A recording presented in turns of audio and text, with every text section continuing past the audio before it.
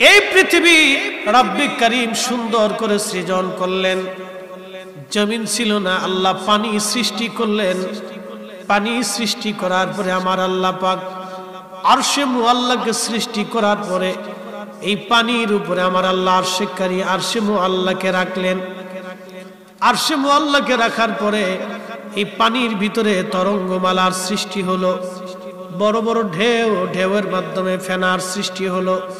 এই ফেনার মাধ্যমে আমার আল্লাহ জমিন, এই মাটি আমার আল্লাহ সৃষ্টি করলেন। যেখানে পাহাড় দেওয়ার দরকার আল্লাহ পাহাড় দিলেন, নদী দেওয়ার দরকার আমার মালিক নদী দিলেন।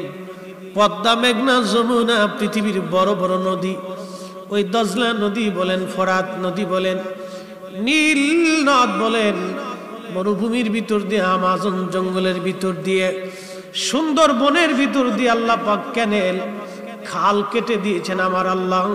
শত হাজার হাজার বছর আগে আমার আল্লাহ খাল কেটে দিলেন।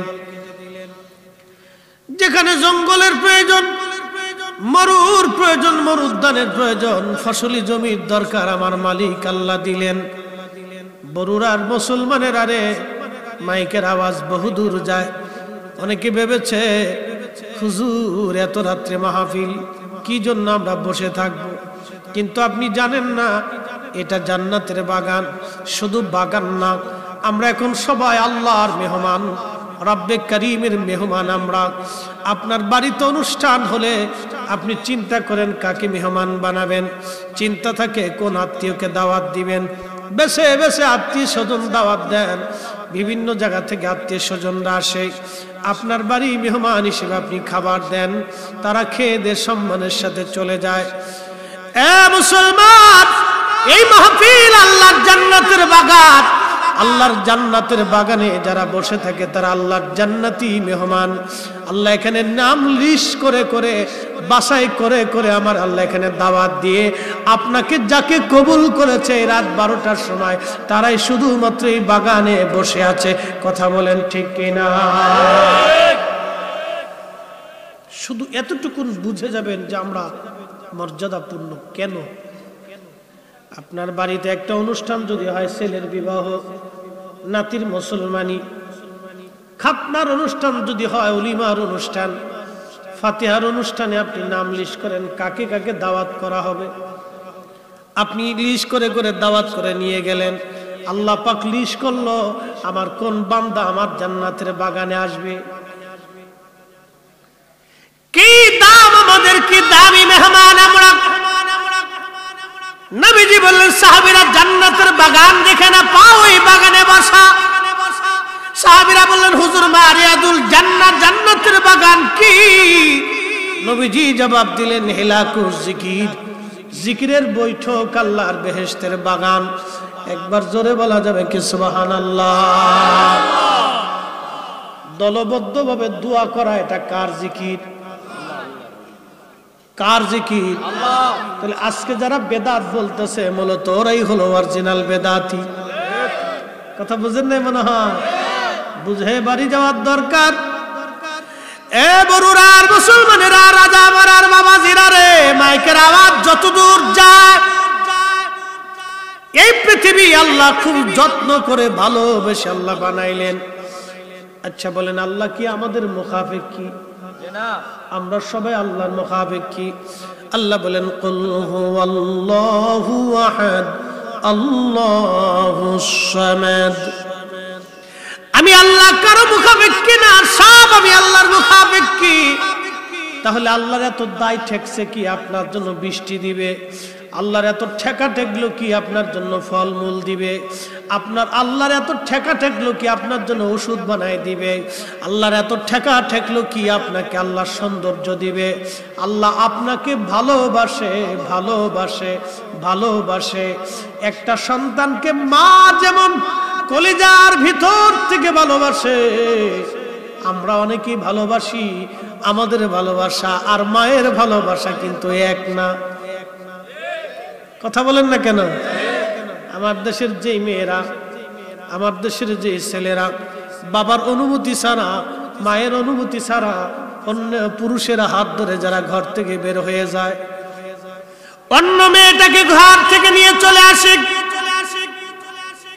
এ যুবকের যুবতী, তুমি জানো না তুমি সন্তানের মোহাব্বত বাবার কলিজার ভিতরে এত বেশি, তুমি যার হাত ধরেছো তার মোহাব্বত ক্ষণস্থায়ী সামান্য সময়ের জন্য, আর তোমার বাবার মোহাব্বত অনাদি কাল পর্যন্ত চলতে থাকবে।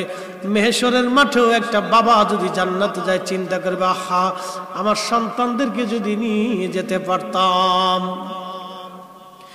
এই মায়ের ভালোবাসা বেশি। পৃথিবীতে একটা মা সন্তানকে কলিজার ভিতর থেকে ভালোবাসে, কলিজার ভিতর থেকে ভালোবাসে। আল্লাহর নবী একদিন মেলার মধ্যে চলে গেলেন, বাণিজ্য মেলা হলো মদিনাতে। সাহাবায়ে কেরাম দেখলেন একটা মহিলা একটা বাচ্চাকে জড়িয়ে ধরে কাঁদতেছে। নবী বললেন, সাহাবীরা রে, ওই মহিলা কেন বাচ্চাটাকে জড়িয়ে ধরে কাঁদে, বলবা কি? সাহাবীরা বলেন, ইয়া নবী আল্লাহ, এই জন্য কাঁদে গো নবীজি, এই জন্য কাঁদে যে ওই মহিলার বাচ্চা মেলার মধ্যে হারিয়ে গিয়েছিল, ওই বাচ্চাটাকে সে খুঁজে পাইছে। মা সন্তান পাওয়ার আনন্দে জড়িয়ে ধরে ধরে মা কাঁদতেছে, জড়িয়ে ধরে ধরে মা কাঁদে। হুজুর, এই কান্না আনন্দের কান্না, এই কান্নাটা খুশির কান্না। আল্লাহ নবী ডাক দেয় বলেন, সাহাবীরা রে, তোমরা জানো আল্লাহ পাক ভালোবাসাটাকে 100 ভাগে ভাগ করলেন। একটা ভাগ আল্লাহ পাক তামাম সৃষ্টির মধ্যে আল্লাহ দিলেন, মায়ের হৃদয়ের ভিতরে আল্লাহ সন্তানের প্রতি ভালোবাসা দিলেন। এই জন্য দেখবেন একটা মা শীতের মধ্যে রাত্রিবেলা ঠান্ডায় মা ঘুমায়, কিন্তু বাচ্চাটাকে মা কম্বল কাঁথা দিয়ে জড়িয়ে ধরে রাখে। আল্লাহ কোরআনে বললেন, রাব্বির হামহুমা কামা রাব্বায়ানি সগীরা। আল্লাহ বলেন, আলহামদুলিল্লাহি রাব্বিল আলামিন। আমি সেই আল্লাহর আলহামদুলিল্লাহ, সমস্ত প্রশংসা সেই আল্লাহর জন্য। কোন আল্লাহ? কে আল্লাহ? কি আল্লাহ? কোন আল্লাহ? কে আল্লাহ? কি আল্লাহ? তার পরিচয় আল্লাহ পরের অংশ দিয়ে বললেন, আলহামদুলিল্লাহ সেই আল্লাহ রব্বিল আলামিন।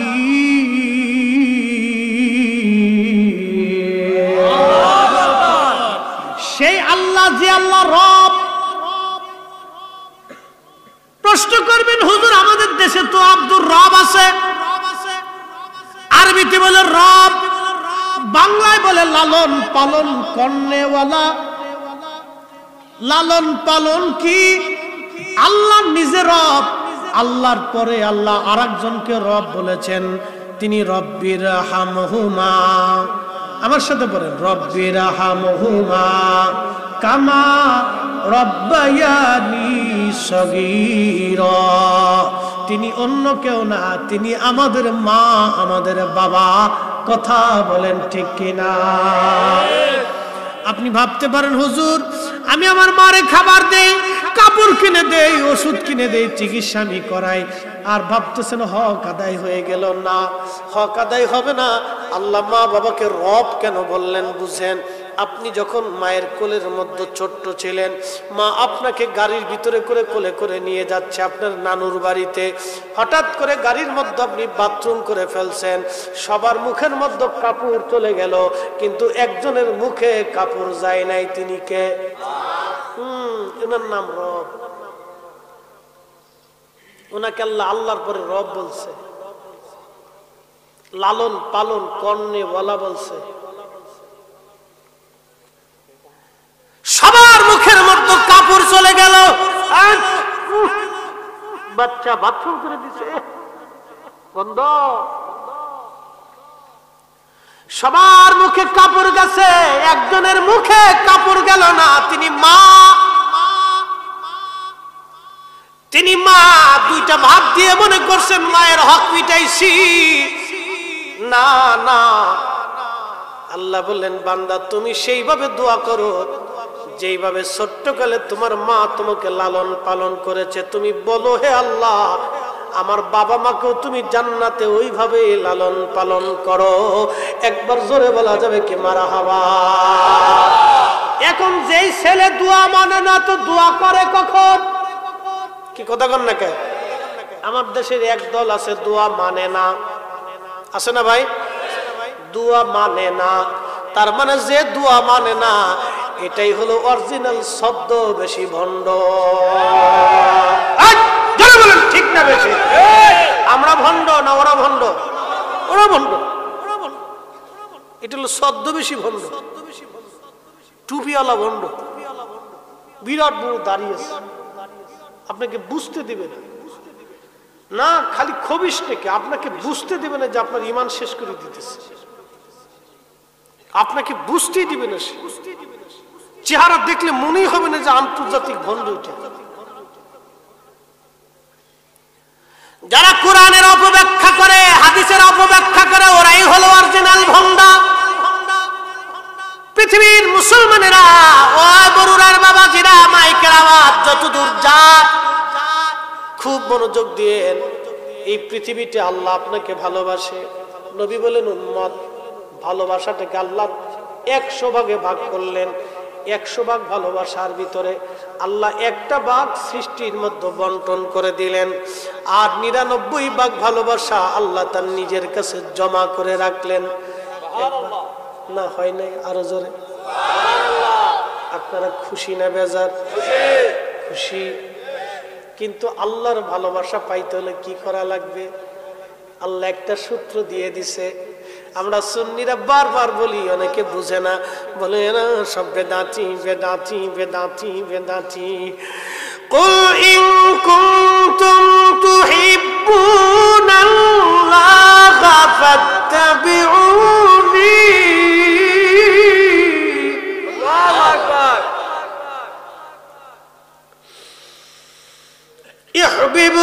ইউহিব্বুকুমুল্লাহু ওয়া ইয়াগফির লাকুম যুনুবাকুম। আল্লাহু গফুর। আল্লাহু গফুরুর রহিম। আল্লাহু আকবার। আল্লাহ বললেন, হাবিব আপনার উম্মত আমার বান্দাদেরকে জানান, আমি আল্লাহর কাছে 99টা ভালোবাসা জমা রাখছি। কত ভাগ? 99 ভাগ ভালোবাসা আমি আল্লাহর কাছে জমা রাখছি। যদি এই ভালোবাসা আপনার উম্মত পাইতে চায়, কুল বলে দেন, ইন কুনতুম তুহিব্বুনাল্লাহ, আমি আল্লাহকে যদি ওরা ভালোবাসার দাবি করে তাহলে আপনি বলেন ফাত্তাবিউনি, আপনি নবীর ইত্তেবা করে আপনাকেই ভালোবাসে। আপনি নবীর ইত্তেবা মুহাব্বত যার অন্তরে থাকবে, ইউহিব্বুকুমুল্লাহ, আমি আল্লাহ আমি আল্লাহ আমি আল্লাহ আমি আল্লাহ তাকে ভালোবাসি। চিৎকার মেরে বলেন আল্লাহু আকবার। মায়ের ভালোবাসার ভিতরেও খুঁত আছে। প্রশ্ন এবার করতে পারেন, মুফতি ফরিদি কি বললেন? মায়ের ভালোবাসার মধ্যে খুঁত নাই, হা আছে। সব মানা, কিছু মা আছে সন্তান রেখে অন্য বেটার হাত ধরে চলে যায়। কথা বলেন না কেন? কিছু মা আছে পৃথিবীতে নিজের সন্তানকে হত্যা করে অন্য বেটার হাত ধরে চলে যায়। আমি বাস্তবতা থেকে বলি, এটা মা হতে পারে না বাপ, এটা মার তালিকায় নাই, তারপরও বলি তো নারী জাতি। তার ভালোবাসার মধ্যে খুঁত আছে, কিন্তু একমাত্র যেই দুইজনের ভালোবাসার মধ্যে কোনো খুঁত নাই, প্রথম নম্বরে আল্লাহ, 2 নম্বরে নবী। কথা বলেন ঠিক কিনা? আল্লাহ নবীর ভালোবাসার মধ্যে কোনো খুঁত নাই। আল্লাহ ডাকতে বলেন, হাবিব ওই 99 গুণ ভালোবাসা দিয়ে আমি আমার বান্দাকে ভালোবাসবো যদি আপনাকে বাসে। না আসতে হয়ে গেছে, আরো জোরে, আরো জোরে বলেন না ইয়া রাসূলুল্লাহ। তাহলে বলেন আমরা সুন্নিরা নবীর কথা বলি, আল্লাহ পাইতে হলে নবী পাওয়া লাগবে। কাজী নজরুল দাড়ি নাই, মোছ নাই, কিন্তু জানেন তো, এবার বুঝে নেন কাজী নজরুল কত সূক্ষ্মদর্শী ছিল। আমি তো আপনাদেরকে কোরআনকে ব্যাখ্যা করে শোনাচ্ছি। কাজী নজরুল কত সূক্ষ্মদর্শী একজন মেধাবী আশিক রাসূল ছিল, চিন্তা করেন কবিতার ছন্দে কি চমৎকার কথাই না লিখে ফেলছেন। আল্লাহকে যে পাইতে চায় হযরতকে ভালোবেসে, আরশ কুরসি লৌহ কলম না চাহিতেই পেয়েছে সে। কি চমৎকার! আল্লামা ডাক্তার ইকবাল পাকিস্তানের লাহোরে বসে বসে কবিতার ছন্দে লিখলেন, মগজ কোরআন রূহে ঈমান জানে দিন হাসতে হব্বে রহমাতুল লিল আলামিন। কোরআনের মগজ বলো, ঈমানের রূহ বলো। আবার বলি, কোরআনের মগজ, ঈমানের রূহ, ধর্মের প্রাণ। কোরআনের মগজ, ঈমানের রূহ, ধর্মের প্রাণ বলো। সব কিছুর মূলে নবীর ভালোবাসা, হুব্বে রাসূল। নবীর ভালোবাসা যেই হৃদয়ে নাই, ওটা আলেম হতে পারে না।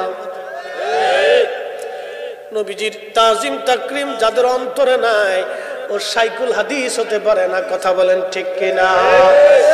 এই প্রিন্সিপাল যত হক, মুফতি আজম, ফকিহে মিল্লাত, আরো আল্লাহ বাংলা সাংলা, কত অভাব নাই, নাম দিছেন হাকিমুন নফস, কিন্তু ফ্যাটটা খুব মোটা। আচ্ছা আপনারা কোন তো ফ্যাট মোটা হইলে সে আবার হাকিমুন নফস কেমনে হয়?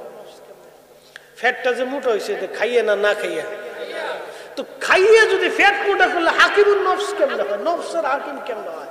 নফসের হাকিম তো সেই হবে ইমাম গাজ্জালির মতো না খাইতে খেতে পেট আর পিঠ একসাথে হয়ে গেছে। খাজা মাইনুদ্দিন চিশতি না খাইতে খেতে পেট আর পিঠ একসাথে হয়েছে। শাহজালালরা না খাইতে খাইতে পেট আর পিঠ একসাথে হয়েছে। কোথায় খাবে এই চিন্তা তাদের ছিল না। এরা ছিল হাকিমুন নফস। অঙ্কের পেট খাইয়ে পেটটার মুড়া বানাইয়া একবারে বিরাট বড় হাকিমুন নফস হয়ে গেছে।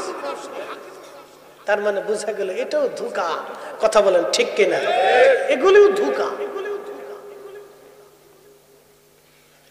ও মুসলমান, খুবই মনোযোগ। কষ্ট হচ্ছে আপনাদের? 10-20 মিনিট চাইছিলাম, হয়ে গেছে কিন্তু। আর 15 মিনিট দিবেন আপনারা আমাকে? আচ্ছা ইনশাআল্লাহ। নারে তাকবীর। না, এই অনুমতি নিয়ে নিতেছি, কারণ আপনাদের কষ্ট হবে, আবার বেশি রাত করে আপনাদের কষ্ট হবে তাও না।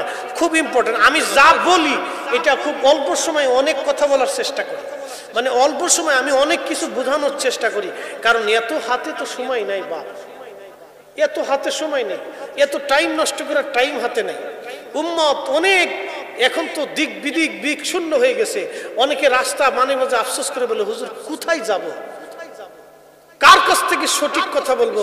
একটা কথা আল্লাহ কোরআনে বলে দিয়েছেন, ইহদিনাস সিরাতাল মুস্তাকিম সিরাতাল্লাযিনা আনআমতা আলাইহিম। চালাও সে পথে, যে পথে তোমার ওলিরা গেছেন ঘুমিয়ে, যে পথে তোমার প্রিয়জন গেছেন চলি।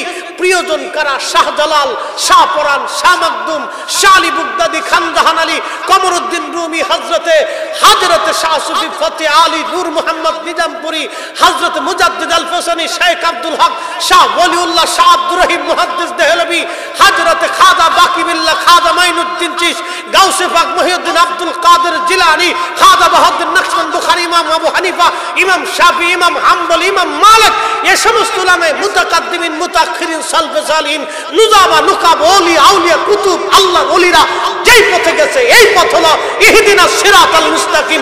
যেই আকীদায়, যেই ঈমানে, যেই কাজে তারা কবরে চলে গেছে, এটাই হলো নাজাতের রাস্তা। কথা বলেন ঠিক না?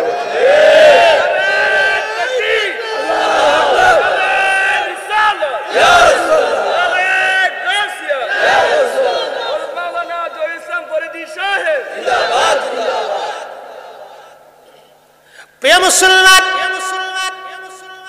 সময়ের সংক্ষিপ্ততায় আল্লাহ বললেন, আমি ওই 99 প্রকার ভালোবাসা পুরাটা দিয়ে আমি তার ভালোবাসি। ওয়ায়াগফিরু লাকুম যুনুবাকুম ওয়াল্লাহু গফুরুর রহিম। শুধু খালি ভালোবাসি না, আমার বান্দার জীবনে যদি কোনো অপরাধ হয়ে যায়, গুনাহ হয়ে যায়, আমি আল্লাহ সমস্ত গুনাহগুলিকে একবারে মিটাই দেই, নিষ্পাপ বানাইয়া তাকে মাসুম বানাইয়া আমি আল্লাহ তার ওলি বানায় নেই। একবার আওয়াজ তুলে বলা যাবে কি ইয়া রাসূলুল্লাহ? তাহলে আল্লাহ পাইতে হলে নবী, কথা বলেন, আল্লাহ পাইতে হলে নবী, নবী ছাড়া আল্লাহ পাওয়া যায় না, ঠিক কিনা? এই জন্য আমরা সুন্নিরা আমাদের যত গুনাহ হোক না কেন, ইয়া নবী সালামু আলাইকা বললে আমরা আর বসতে পারি না। আমরা তখন আর নিজেকে বসিয়ে রাখতে পারি। যারা নিজেকে বসিয়ে রাখে তারা অনেক বড় ইবাদত গুজার, মানে এত ইবাদত করছে যে ইবাদত করতে করতে বুজুর্গ আলাইহিস সালাম এত পরিমাণে হয়েছে যে শয়তানের চাইতে বেশি করে আলাইছে। হ্যাঁ, ওরে সর্বনাশ,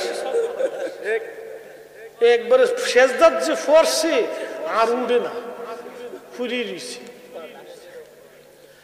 এরকম সেজদা দিতে দিতে কপালে খুব সুন্দর দাগও পড়ছে, মাশাআল্লাহ, ফুলে টেবা হয়ে গেছে। আচ্ছা ভালো কথা, ফুলে টেবা হয়েছে, ভালো করছে, করুক, অসুবিধা নেই।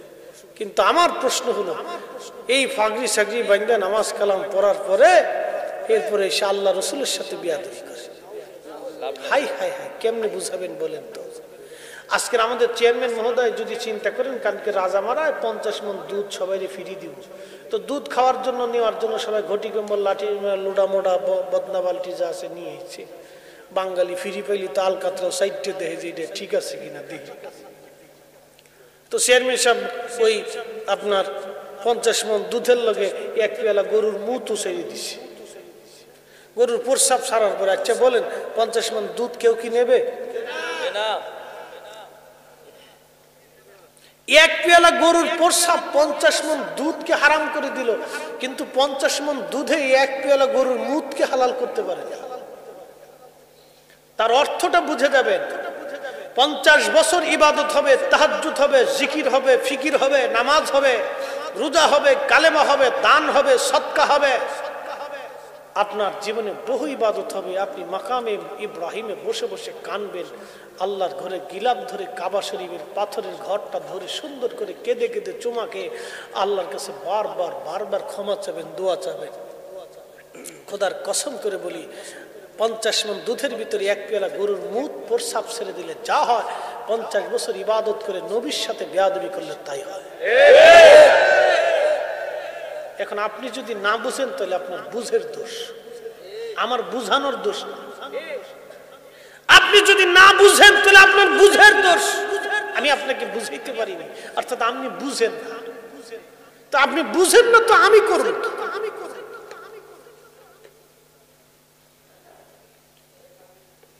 আপনি না বুঝলে আমি করব। ইমামুল আজম আবু হানিফা 100 বার আল্লাহ তাকে স্বপ্ন দেখাইছে। কতবার? তাহলে আল্লাহ তারে ভালোবাসে না নাকি বলে? এই লোকটা মদিনায় যাওয়ার পরে 7 দিন পরে ইমাম মালিক রে বললেন, মালিক আমাকে বিদায় দাও, মদিনার থেকে চলে যাও। ইমাম মালিক বলতেছে, হুজুর বলেন কি, আপনার মতো এত বড় ইমাম মদিনায় 7 দিন মাত্র থেকে চলে যাবেন? মদিনায় কত মানুষ এসে সারা জীবন মদিনা কাটাইতে চায়, আপনি চলে যেতে চান? ইমাম আজম আবু হানিফা ডেকে বলে, ইমাম মালিক রে, আমি তো একজন মানুষ, কি করে আমি মদিনাতে থাকবো বলো তো? আমি তো মারা যাব। বলে, হুজুর কি হয়েছে আপনার? বলে, ইমাম মালিক রে, যে রোগে তোমারে ধরছে ওই রোগেও আমারে ধরছে। ইমাম মালিক 80 বছর মদিনায় জুতা স্যান্ডেল পরে নাই, 80 বছর ধরে মদিনাতে জুতা স্যান্ডেল পায় দেয় নাই, পায়খানা প্রস্রাব মদিনার হাউদের মধ্যে করে নাই। একবার জোরে বলা যাবে কি মারহাবা? ইমাম মালিক ডেকে বলল, হুজুর কি বলেন আপনি? বলে ইমাম মালিক রে, আজকে 7 দিন হলো আমি ইমাম আজম আবু হানিফা 7 দিন ধরে আমি পায়খানা প্রস্রাব করি না। বলো ইমাম মালিক, যে মদিনার মাটির মধ্যে নবী ঘুমায়, ওই মদিনার মাটির মধ্যে আমি কি করে পায়খানা প্রস্রাব করি? চিৎকার মেরে বলা যাবে কি ইয়া রাসূলুল্লাহ? আমি মোহাব্বত আপনাকে কি করে বোঝাবো বলেন তো? আমি রসুলের প্রতি তাজিম আপনাকে কি করে বোঝাবো? কোন দলিল দিয়ে বোঝাবো বলেন তো? অথচ পৃথিবীর 4 আলেমের 2 আলেম, পৃথিবীর 4 ইমামের 2 ইমাম। ইমাম মালিক রে ভালোবাসা করেন নবীজি 100 বার স্বপ্নে দেখি কথা বলেছিলেন, আর ইমাম আবু হানিফাকে আল্লাহ ভালোবেসে তার সাথে 100 বার স্বপ্নে কথা বলেছিলেন। আমি কি করে আপনাকে বুঝাবো বলেন তো? বলে হুজুর তাহলে খান কি? ইমাম আবু হানিফা বললেন, ইমাম মালিক 7 দিনে মাত্র 7টা খেজুর খেয়ে আমি বেঁচে আছি। 7 দিনে মাত্র 7টা খেজুর খেয়ে আমি বেঁচে আছি। আমি খানা খাই না, কারণ বাথরুমে ধরবে। বাথরুমে ধরলে কোন মাটির মধ্যে আমি বাথরুম করব, যে মাটির ভিতরে আমার নবী ঘুমিয়ে আছে। ইমাম মালিক রে, পানি আমি পান করি না, হাতের মধ্যে পানি ঢেলে এই হাতের মধ্যে জিহ্বা দিয়ে চেটে আমি কোন রকম কলিজা ঠান্ডা করি, কলিজা আমি ঠান্ডা করি। কারণ রে, যদি পানি পান করি বেশি করে তো প্রস্রাবে আমাকে ধরবে। আমি এই মদিনার মাটির মধ্যে কম জায়গা প্রস্রাব করব, যেই মাটির মধ্যে আমার নবী ঘুমাইয়া গেছে।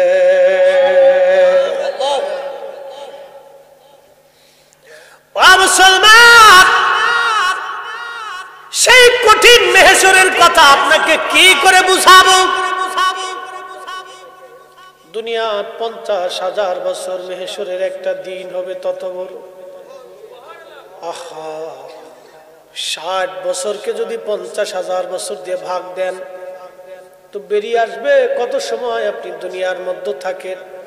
মানুষ কঠিন মেহশরের মাঠে পাগল পারা হয়ে যাবে। ঘর্মাক্ত হতে হতে হতে হতে ঘামে পুরা মেহশর ভরে যাবে। সূর্য নেমে আসতে আসতে মাথার আধা হাত উপরে চলে আসবে। অনেকের মগজ গলে যাবে, অনেকের জিহ্বা বের হয়ে নাভি পর্যন্ত ঝুলে যাবে। কি কঠিন বিভৎস সেই দিন! 1000 বছর পার হয়, আমার আল্লাহ কাহ্হার হয়ে বসে আছে, রাগান্বিত হয়ে আছে। সৃষ্টির প্রতি আল্লাহ রাগ। আল্লাহ বললেন আর রহমানির রহিম, আমি রহমান, আমি রহিম, আমি দয়াল, আমি দয়ালু। এরপর আল্লাহ বলেন মালিকি ইয়াউমিদ্দিন, আমি বিচার দিনের মালিক, বিচার দিনের মালিক। আল্লাহ ওই কঠিন মেহশরের মাঠে আল্লাহর রাগান্বিত কাহ্হারিয়াত দেখে সমস্ত ফেরেশতারা সিজদার মধ্যে পড়ে থরথর করে কাঁপতে থাকবে। জিন জাতিরা কাঁপতে থাকবে, মানব জাতি কাঁপতে থাকবে। কঠিন ওই মেহশরে সব মানুষগুলি পাগল পারা হয়ে দৌড়াইয়া হযরত আদম সফিউল্লাহর কাছে যায় বলবে, বাবা আদম গো, আপনি আমাদের আদি পিতা ছিলেন। আল্লাহ আদর করে আপনাকে সৃষ্টি করেছিলেন, জান্নাতে আল্লাহ রেখেছিলেন। আপনি একটু আল্লাহর দরবারে যে আল্লাহকে কাহ্হারিয়াত থেকে নরম বানায় দেন। আদম নবী বলবে, আমার সন্তানরা আমার কাছে আইসো না, চলে যাও, আমি খুব পেরেশানির মধ্যে আছি। যাও তোমরা আমার থেকে অন্য কোন নবীর কাছে যাও। নূহ আলাইহিস সালামের কাছে যাবে, নূহ নবী একই কথা বলে দিবে, যাও আজকে আমার দরবারে কোনো কাজ হবে না। ইব্রাহিমের কাছে সে বলবে, খলিল, আল্লাহ আপনাকে আদর করে খলিলুল্লাহ বানাইছে, আপনি একটু আল্লাহর দরবারে যান, আপনি তো আল্লাহর বন্ধু। ইব্রাহিম আলাইহিস সালাম সাহস করবে না, না না তোমরা অন্য কোনো পয়গম্বরের কাছে যাও, আমি খুব পেরেশানির মধ্যে আছি। তার মানে গুনার জন্য না, কিন্তু আল্লাহর কাহ্হারিয়াত দেখে নবীরা পর্যন্ত হাঁটু গেড়ে বসে যাবে।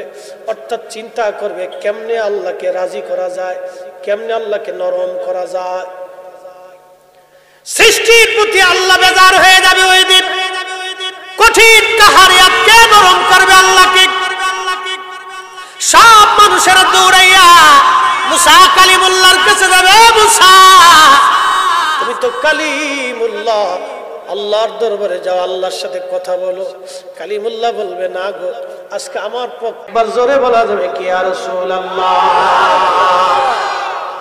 শ্রেষ্ঠ নবী দিলাম রে তরিয়ে নিতে রোজ হাসরে, বলেন শ্রেষ্ঠ নবী দিলাম রে তরিয়ে নিতে রোজ হাসরে, পথ না ভুলি তাই তো দিলে, পথ না ভুলি তাই তো দিলে পাক কুরআনের বাণী, খুদা তোমার মেঘের বাণী, সুন্দর ফুল সুন্দর ফল মিঠা নদীর পানি, খুদা তোমার মেঘের বাণী, খুদা তোমার মেঘের বাণী।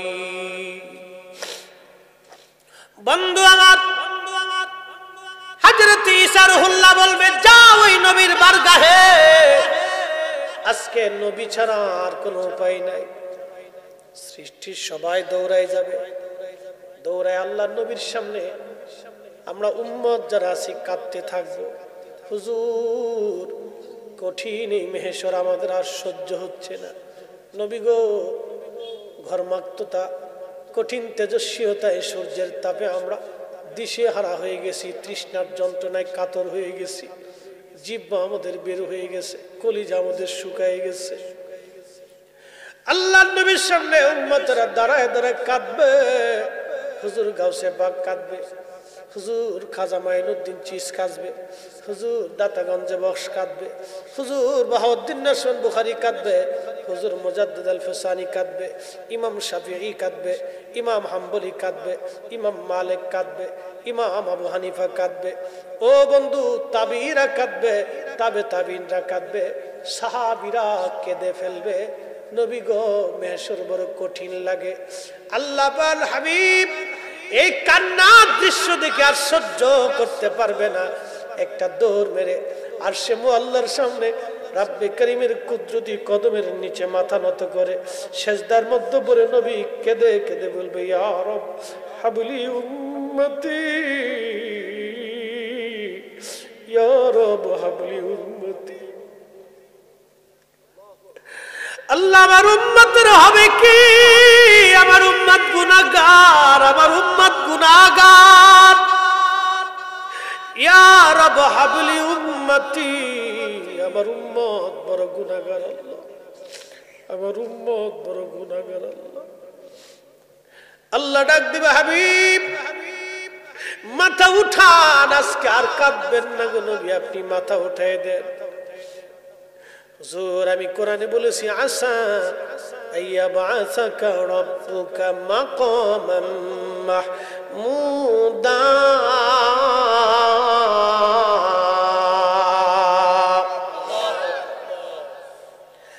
আমি আল্লাহ আপনাকে মাকামে মাহমুদ দেব, মাকামে মাহমুদ। আপনি আজকে কাদার জন্য মেহেশর না, সৃষ্টিকে দেখাবো আপনার সাথ। আল্লাহু আকবার, আল্লাহু আকবার, আল্লাহু আকবার। আল্লাহ তার নবীর জন্য আরশে মুআল্লার ডান পাশে কুরসি রেখে দিবে, হুজুর আপনি এখানে বসেন, আপনার জন্য আজকে চেয়ারে বরাদ্দ। আহা, মেহেশরের মাঠে সব যখন সেজদার মধ্যে মাথা নত করে কাঁদতে থাকবে, সেই দিনে নবী আল্লাহর ডান পাশে বসবে। সেই নবীকে এত বড় তাজিম যে আল্লাহ দিলেন। আচ্ছা আপনারা বলেন, এই নবীকে তাজিম করার জন্য দলিলের দরকার? এই নবীকে তাজিম করার জন্য সুন্নিদের দলিল লাগে না, কথা বলেন ঠিক কিনা? যাদের দলিল লাগে তাদের ব্যাপারে আল্লাহ বলছেন, ওয়ালিল্লাহিল ইজ্জাতু ওয়ালি রাসূলিহি ওয়ালিল মুমিনিনা ওয়ালাকিন্নাল মুনাফিকিনা লা ইয়ালামুন।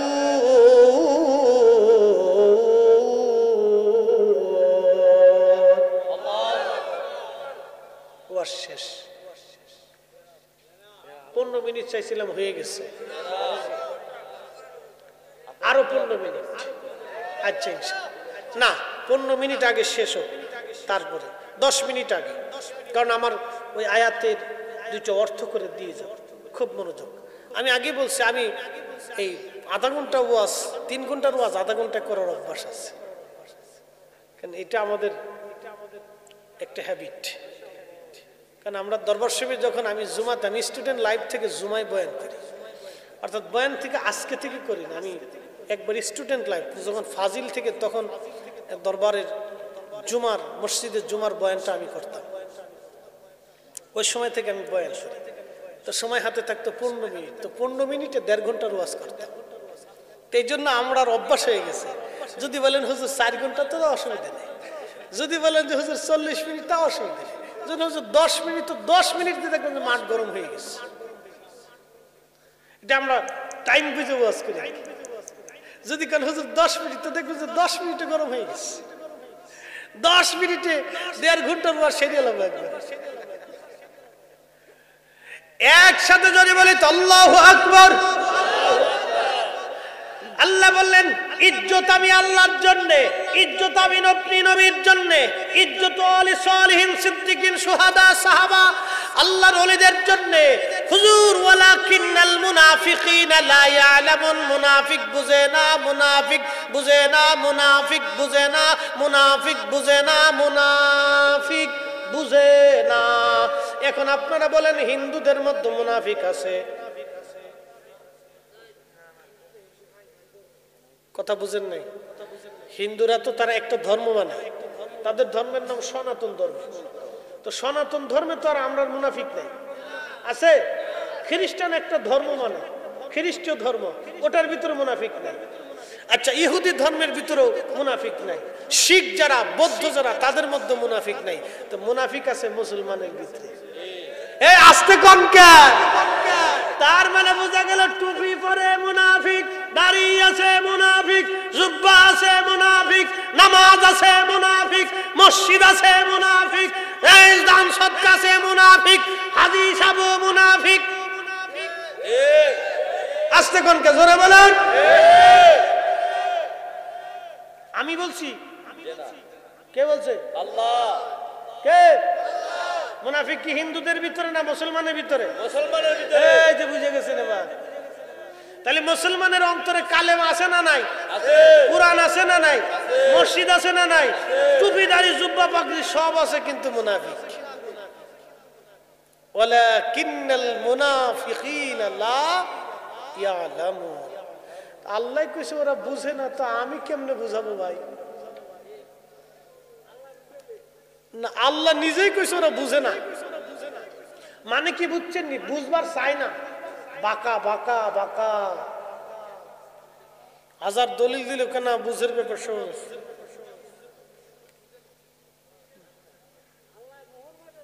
এই যে জায়গা মতো পেয়ে লিখছি। এ বাজান মুসলমান, আহা, পৃথিবী একদিন শেষ হয়ে যাবে। একদিন মাটির ভিতরে হবে ঘরে, মন আমার কেন বাঁধো দালান ঘর, মন আমার কেন বাঁধো দালান ঘর। আমার ওয়াজ শেষ বন্ধু। পৃথিবী থেকে আমরা চলে যাব এই বরুড়ার রাজামারার গোরস্থান। এখানে তো গোরস্থান। এই গোরস্থানে কত মানুষ ঘুমিয়ে আছে। আমার কাছে বড় ভালো লাগলো, চেয়ারম্যান সাহেব জীবনে ইচ্ছা করেছেন তিনি একটা মসজিদ, আল্লাহর ঘরের জন্য উনি একটা ফাউন্ডেশন তৈরি করে ওনার সম্পদগুলি এখানে দিয়ে যাবে। আহা, জীবনের একটা চমৎকার একটা নিয়ত। কারণ একটা চিন্তা হৃদয়ের মধ্যে আসছে, এই সম্পদ আমি আল্লাহর পথে ব্যয় করে চলে যাব। বন্ধু, ঠিক আমরা পৃথিবী থেকে সবাই চলে যাব, শুধু চেয়ারম্যান সাহেব না। আল্লাহ বলেন, আইয়ুহাল্লাযীনা আমানু লা তুলহিকুম আমওয়ালুকুম ওয়ালা আওলাদুকুম আন যিকরিল্লাহ। ও বান্দা, ঈমানদার, আমি আল্লাহর জিকির থেকে তুমি গাফিল হয়ো না। সন্তানের প্রেমে পড়ে, সম্পদের মোহে পড়ে। আমি একটা নিয়ত করেছি, আমি অনেক বড় একটা মাদ্রাসা ইনশাল্লাহ করে দিয়ে যাব। আমি আমার বড় ভাইদেরকে বলেছি, আমার জন্য একটু জায়গা নির্বাচন করে দেন, অন্তত 5 বিঘা জমি।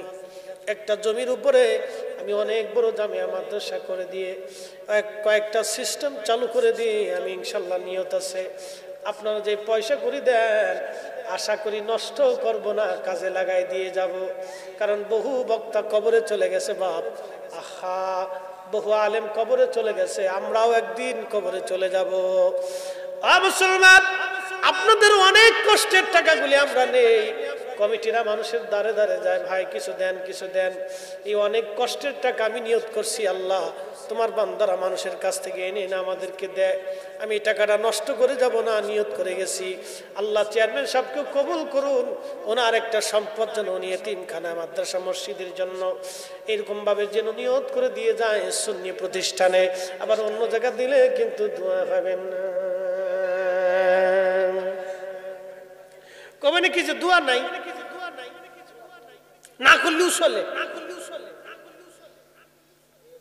এই উম্মতকে আল্লাহ 70টা মর্যাদা দিছে, খালি মনে রাখবেন, সারা জীবন মনে রাখবেন মাসালাটা।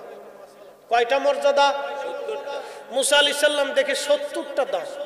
তাওরাতের মধ্যে দেখে আল্লাহর কে, আল্লাহ আমার ওই উম্মত দিয়ে দাও। আল্লাহ বলেন, না রে মুসা, এটা তোমার জন্য না, এটা আমার আখিরি নবীর জন্য বরাদ্দ। সুবহানাল্লাহ। এটা আমরা এক চিৎকার মেরে বলেন আল্লাহু আকবার। এটা আমরা। তার একটা গুণ হলো উম্মতে মারহুমা। বলে মারহুমা কি? সাহাবীরা প্রশ্ন করলেন, প্রিয় নবী বললেন, সাহাবীরা মারহুমা হলো আমার উম্মত গুনাহ নিয়ে কবরে যাবে, মেহেশরে গুনাহ মাফ নিয়ে উঠে যাবে। আহা হা। বলে হুজুর কি করে হবে? নবী বললেন, উম্মত মারা যাওয়ার পরে তার ভাই, তার বোন, তার মা, তার সন্তান, তার আত্মীয়, তার স্বজন, তার মহব্বতের মানুষ এবং তার প্রতিবেশী, গ্রামবাসী, দেশবাসী তার জন্য দোয়া করবে। ওই দোয়ার কারণে আল্লাহ তার কবর জীবনের গুনাহ মাফ করে আল্লাহ তাকে মাসুম বানাই দেবে। না না হয়েছে, আরো জোরে, আরো জোরে। তাহলে উম্মতে মারহুমা হতে হলে কি দোয়া চলবে না বন্ধ হবে?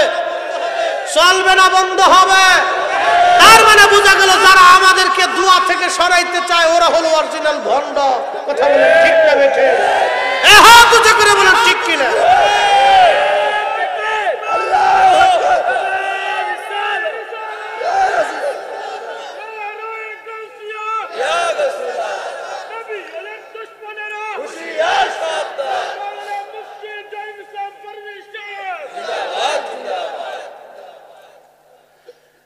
প্রিয় মুসলমান, আল্লাহ বলবে, হাবিব, মেহেশরের মাঠ আপনি নবী কাদার জন্য না, আপনি উঠেন।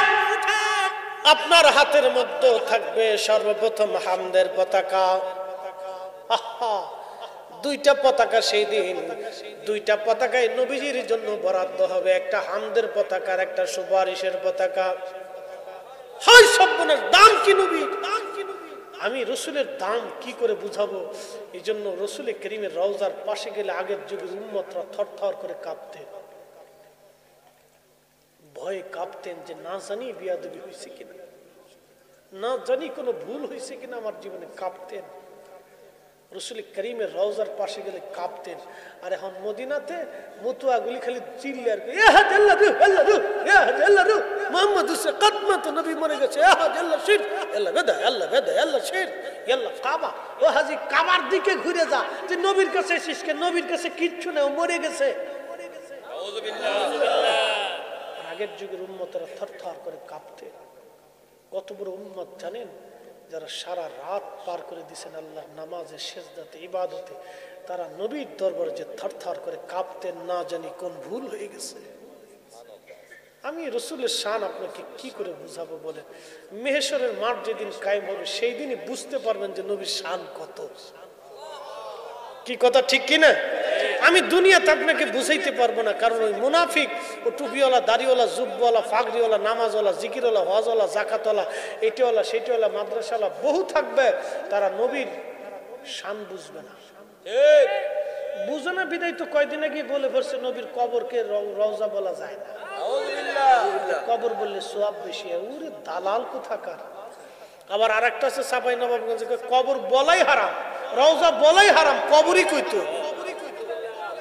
কত বড় চিন্তা করেন, তার মানে বোঝা গেল বিসমিল্লাহ সমস্যা আছে। হ্যাঁ কথা কন না কে? বিসমিল্লাহ বুঝছেন নি আপনারা? হ্যাঁ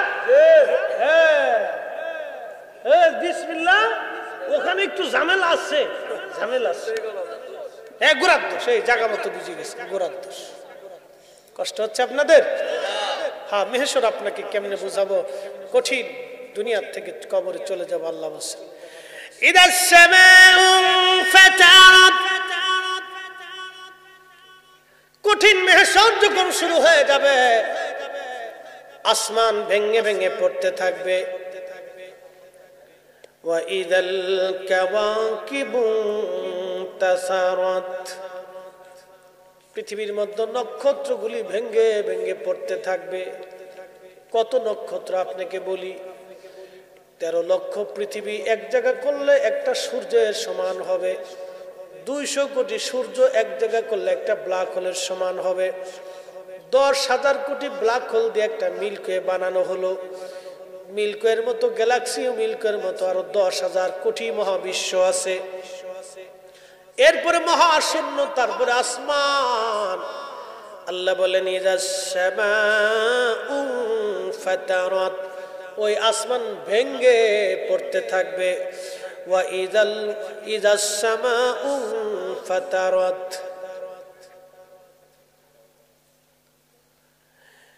ইযাস সামাউ ফাতারাত,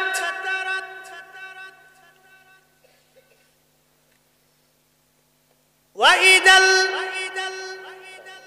কাওয়াকিবু তাসারাত, ওয়া ইদাল কাওয়াকিবু তাসারাত, নক্ষত্রগুলি ভেঙে ভেঙে পড়বে। ওয়া ইদাল বিহারু ফুজ্জিরাত, সূর্য সমুদ্র উদ্দোলিত হবে। প্রশ্ন করবেন এত বড় সমুদ্র উদ্দোলিত কেমনে হলো? ইন্দোনেশিয়ার একটা সুনামির কথা আপনাদের মনে আছে? সমুদ্রের নিচে ভূমিকম্প হলো। ভূমিকম্প হওয়ার কারণে সমুদ্র উঁচা হয়ে গেল। সমুদ্রের পানিগুলি ইন্দোনেশিয়ায় আছাড় মারল। 2 লক্ষ মানুষ, একটা দুইটা না, 2 লক্ষ। পৃথিবীর একটা অনেক বড় ট্র্যাজেডি। ওয়া ইদাল বিহারু ফুজ্জিরাত, ওয়া ইদাল বিহারু ফুজ্জিরাত, ইন্দোনেশিয়ার সুনামির নিচে, সমুদ্রের নিচে ভূমিকম্পের কারণে আল্লাহ মাটি উঁচা করে দিলেন। সমুদ্রের পানিগুলি বেশি সময় না, কয়েক মিনিটের জন্য একটা আছাড় দিল। ভূমিকম্প কিন্তু কয়েক ঘন্টা হয় নাই, মাত্র কয়েক মিনিট হয়েছে। কয়েক মিনিটের একটা ছোট্ট ভূমিকম্পের জন্য সমস্ত সমুদ্রের পানিগুলি ইন্দোনেশিয়া থেকে পৃথিবীর একটা বিরাট উপকূলবর্তী এলাকায় আছাড় দিল। সব পানিগুলি একজন না, দুইজন না, প্রায় 2 লক্ষ মানুষ এই পানিগুলি ভাসায় নিয়ে চলে গেল।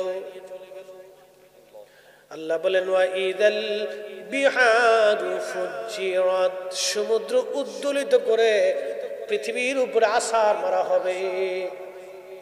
সব পানিগুলি পৃথিবীর উপরে আছাড় মারবে। আচ্ছা বলেন আমাদের পালানোর মতো কি কোনো জায়গা আছে? হায় হায়, উপায় কি সেই দিন? আল্লাহ বলেন ইযাস সামাউ ফাতারাত, ওয়া ইদাল কাওয়াকিবু তাসারাত, ওয়া ইদাল বিহারু ফুজ্জিরাত, ওয়া ইদাল কুবুরু বুশিরাত, সেদিন কবর ফেটে ফেটে মানুষ বের হয়ে মেহেশরের দিকে দৌড়াইতে থাকবে।